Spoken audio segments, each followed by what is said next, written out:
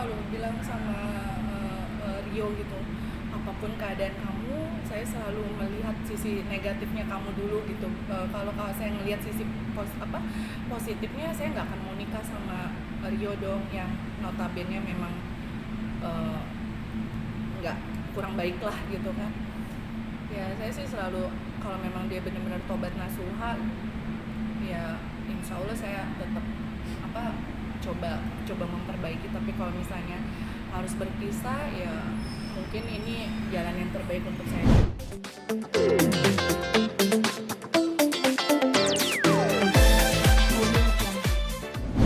Kalau mulai saya nggak tahu sih, tiba-tiba digugat aja. Itu mungkin info dari mana waktu Mbak ini pertama kali dengar berita? Infonya itu ya waktu tanggal 16 Juni Rio datang ke rumah, terus saya nggak ada di rumah kan, lalu saya dikabarin orang rumah, terus saya telepon ke handphone ibu saya, di situ ada cekcok dikit lah. Akhirnya saya pulang, dan sampai di rumah saya masih ngobrol sama dia, dan begitu dia pulang dia nyuruh keponakan saya untuk foto surat gugatan cerai. Saya pikir kan itu paling cuman belum percaya gitu, dan tiba-tiba seminggu kemudian ya kalau nggak salah itu saya dapat surat dari pengadilan agama, dan di situ saya shock banget, oh ternyata benar gitu sih. Mau isi kedengeran nggak musik? Cut. Tapi tahu nggak alasan Mas Rio sendiri kenapa? Nggak tahu sih alasannya, karena alasannya sih menurut aku pribadi gitu ya, setelah kan kalau misalnya saya taunya pun alasan gugatan cerai ketika dapet surat dari pengadilan agama kan, itu saya benar-benar kayaknya nggak make sense aja gitu, bahwa yang digugat itu tidak sesuai dengan realita dan fakta. Makanya saya shock, dan saya masih nggak habis pikir gitu loh, kenapa kayak begitu. Salah satu contohnya apa sih Mbak, kalau boleh tahu, dari pihak Rio yang sendiri beranggapan seperti apa? Salah satu contohnya sih, kalau misalnya dalam rumah tangga cekcok sih wajar ya kayak gitu kan. Terus kalau misalnya kita pacaran aja berantem itu wajar ya. Itu sih salah satunya seperti itu sih. Mungkin sempat ada terdengar kabar adanya orang ketiga. Saya nggak mau jawab, nanti di fakta persidangan aja deh, biar semua bukti-bukti, biar teman-teman media juga ya tahu yang sebenarnya yang terjadi apa. Mungkin kemarin sempat nggak datang juga ke sidang pertama, ada alasannya Mbak Heni? Saya waktu yang sidang pertama saya nggak datang itu karena saya memang shock, masih kayak mimpi gitu kan. Karena kan awal-awal waktu Mas Rio ketangkep itu kan saya mau minta cerai ya. Mungkin mbak-mbaknya juga kalau misalnya diputer posisi juga pasti akan melakukan hal yang sama ya. Dan saat itu pun beliau juga bilang sama saya minta kesempatan gitu kan, nangis-nangis. Terus di RSKO juga ada buku harian kami berdua yang isinya tuh dimana penyesalannya Rio dan pengakuan dosa lah kayak gitu, sampai dia bilang adalah saya role modelnya dia. Makanya saya sampai detik ini pun saya nggak percaya kalau misalnya Rio bisa setega itu ya berbuat kayak gitu sama saya sih. Kayak Mbak dikasih kesempatan, tapi di satu sisi kan juga kan Mbak menunggu pada saat itu kepulangan dia dari penjara gitu. Mungkin bisa diceritakan perjuangan Mbak seperti apa sih saat itu? Perjuangan saya sih maksudnya semua seluruh dunia tahu ya saya kayak gimana sama Rio. Saya sayang, tulus, cinta, ikhlas lah ya kayak gitu kan. Tapi balasannya kayak gini, kayak apa sih, saya kalau nangis tiap hari kayaknya udah masanya saya udah lewat gitu kan. Terus saya terpuruk juga, kayaknya saya juga udah lewat, harus move on, karena apa yang saya korbanin, apa yang saya perjuangin harus berakhir kayak gini. Itu sih kayaknya Mbak ini sebagai perempuan kayak gimana perasaannya, sakit hati iya, kecewa iya, nggak percaya, rasanya mau marah iya gitu.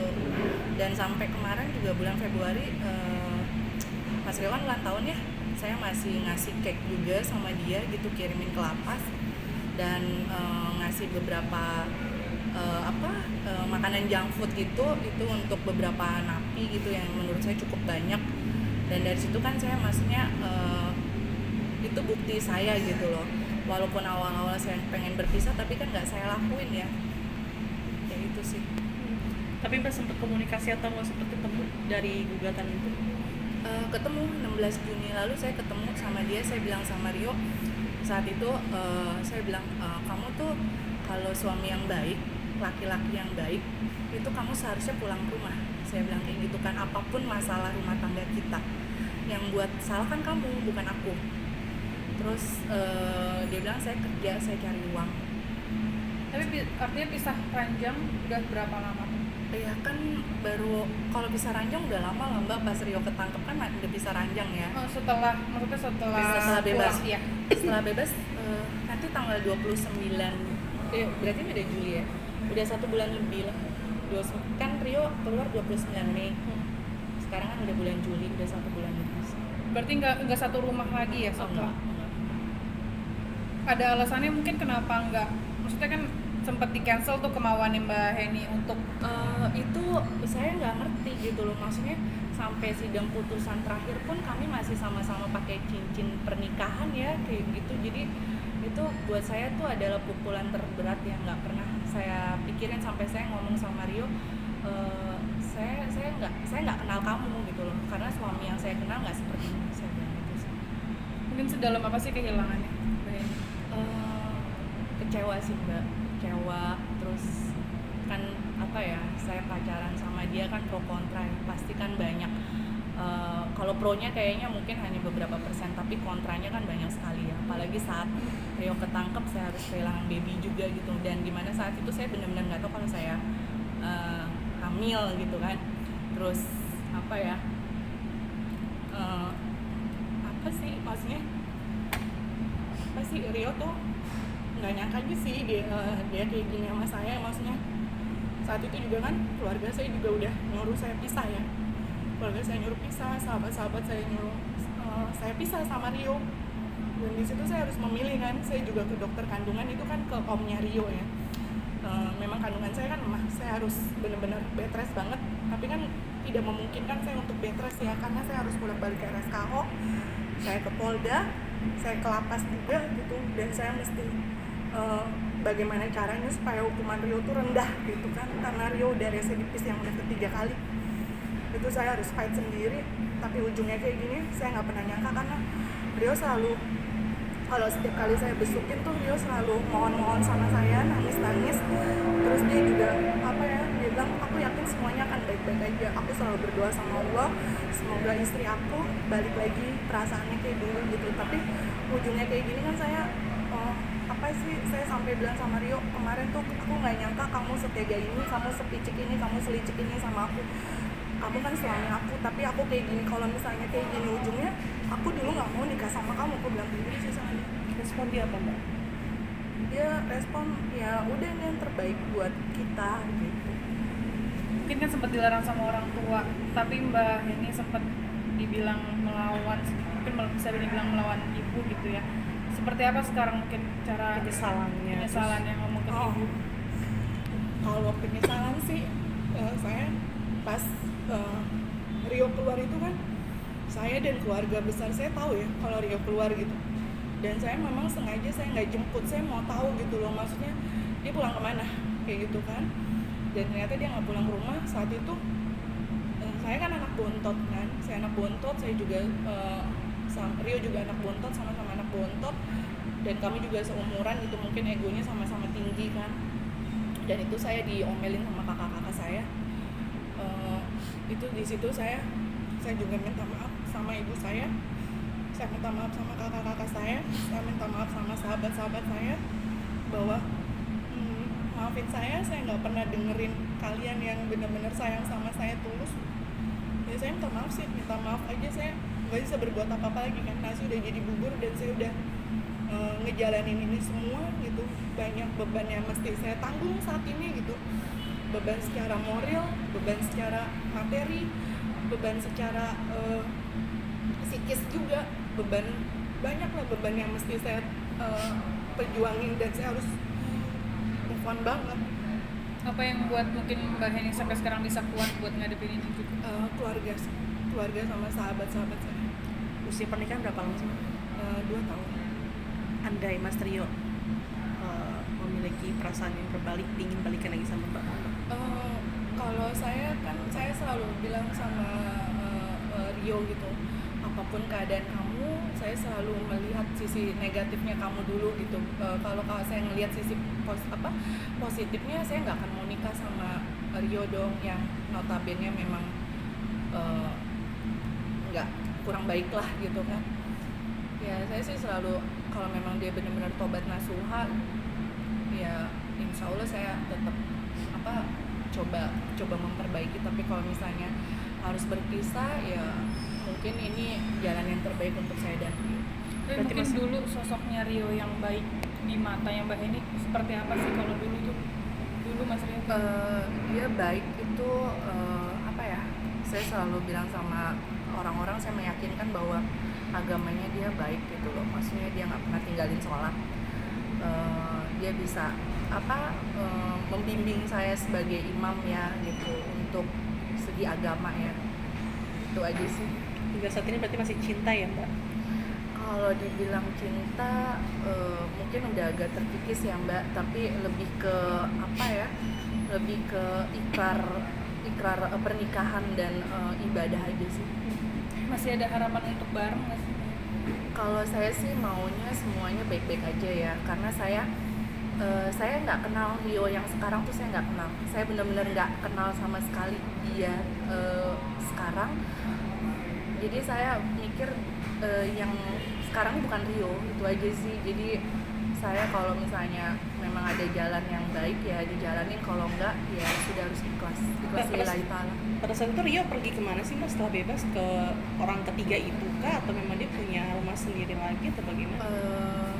Saya nggak tahu sih, karena kan memang saya juga nggak coba mencari tahu ya, karena kalau saya mencari tahu saya makin sakit hati. Saya memang menutup akses untuk tahu tentang Rio karena saya tidak mau sakit hati yang sekian kalinya sih. Tapi ada orang yang melaporkan atau seperti apa melihat Rio? Banyak yang ngelaporin. Saya ini bukan tipikal orang yang kepo. Rio tahu banget saya itu bukan orang yang kepo, saya bukan orang yang suka stalking, saya bukan orang yang suka cari tahu. Tapi teman-teman saya, sahabat-sahabat saya tuh tiba-tiba yang telepon saya, japri saya, kirim bukti-bukti itu sih. Jadi kadang saya suka ngomong sama orang-orang yang kenal sama saya gitu, stop kasih informasi tentang Rio sama saya kalau itu cuma bikin saya tambah sakit hati. Informasi terkait dengan orang ketiga itu kan? Informasi apapun tentang Rio lah, kehidupannya Rio.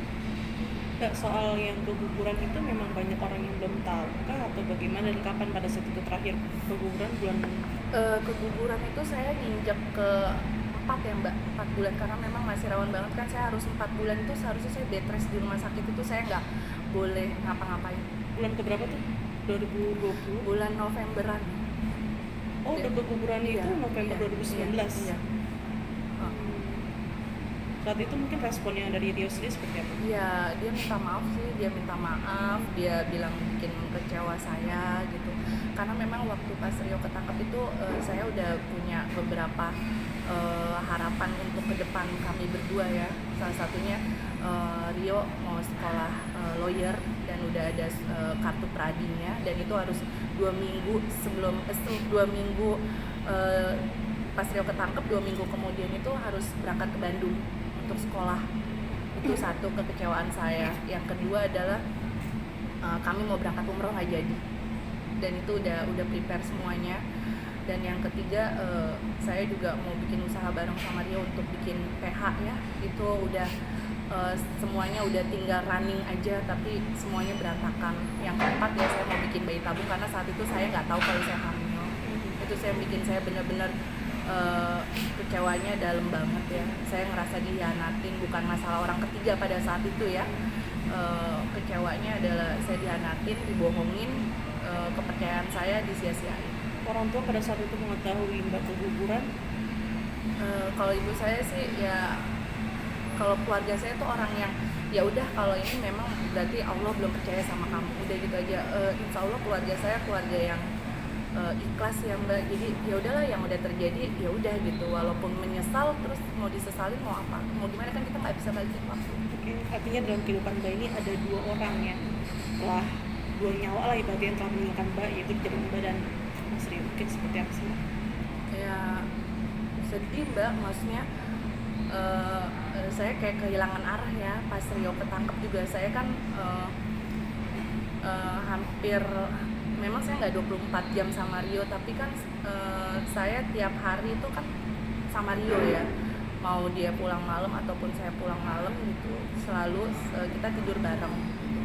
Terus bangun tidur ada Rio, sebelum saya berangkat beraktivitas saya pun harus masak, karena Rio kan nggak suka masakan ART gitu kan, dia lebih suka masakan saya. Itu memang udah aktivitas saya sehari-hari ya. Dan saat Rio ketangkep saya harus kehilangan momen-momen itu, dan saya harus benar-benar saat itu juga ekonomi kami juga lagi down karena kena tipu, dan saya harus tough sendiri, harus move on. Itu sih yang bikin saya bikin tambah marah, dan saya harus beradaptasi dengan keadaan, kan itu sulit banget buat saya. Karena saya mau ke ATM aja saya tuh dianterin sama Rio gitu. Nanti mungkin ada persiapan untuk menjalani sidang hari Kamis besok. Persiapannya sih mental aja sih Mbak. Mental, maksudnya apapun yang terjadi, apapun keadaannya, saya harus tetap tegar, saya harus tetap ikhlas. Yang pasti saya tetap ikhtiar, saya doa, mudah-mudahan diberikan yang terbaik dari Allah aja sih. Mbak, andaikan di fakta persidangan itu terkait dengan adanya orang ketiga, apa sih yang ingin Mbak utarakan ke orang ketiga itu? Saya nggak mau komen sekarang Mbak, nanti aja. Ada yang mau disampaikan untuk Rio-nya sendiri? Kalau buat Rio pribadi sih, paling saya kalau misalnya dia lihat, paling saya cuman bilang mudah-mudahan kamu bisa sadar dan balik lagi jadi diri kamu sendiri, dan kamu ingat masa-masa kamu di RSKO kamu seperti apa, di saat kamu ketangkap seperti apa. Jangan pernah ngelihat sisi negatifnya aku pun nggak pernah lihat sisi negatifnya kamu gitu. Kalau rumah tangga biasalah kalau berantem dan andai pun aku marah saat itu, dan itu hal yang sangat wajar sebagai wanita, sebagai seorang istri, sebagai orang yang berjuang, sebagai orang yang berkorban. Mudah-mudahan kamu bisa menjadi posisi saya.